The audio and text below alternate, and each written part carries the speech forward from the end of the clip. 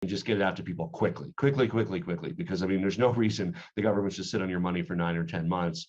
Governor Polis says between $4 a gallon gas and 40-year high inflation, many Coloradans are struggling to make ends meet. And the state, he says, can and should help. The state is in the best fiscal shape that we've ever been in. The governor says Colorado has recovered more jobs than it lost during the pandemic. And our economy is so strong, revenue will exceed what the state's allowed to spend under the Taxpayer Bill of Rights, or TABOR, by about $1.4 billion. The legislature has to either issue a refund or ask voters to keep the money.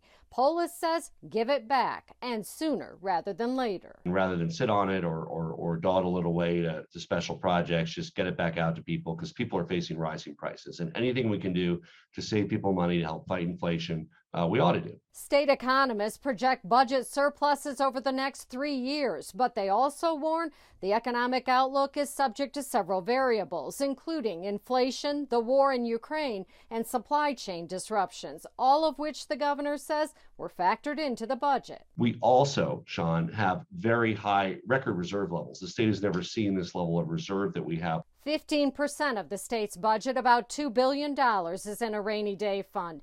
It was half that before the pandemic. Polis says the state is more prepared than ever, and Coloradans, he says, need help now. The peak inflation from a lot of projections we're seeing is now. Now, again, you're right. Nobody knows what happens next year, but it's like 7, 8, 9% this year, right? This year also an election year, but Polis dismissed the notion that politics played a role in the timing of the checks. And that's absurd, and I expect this will have strong support from both sides of the aisle. You can't use an election as an excuse to just have government sit on money for 9 or 10 months and not give it back to people. I mean, that just doesn't make sense to anybody. That's a very cynical approach. So the quicker we can get it out, the better.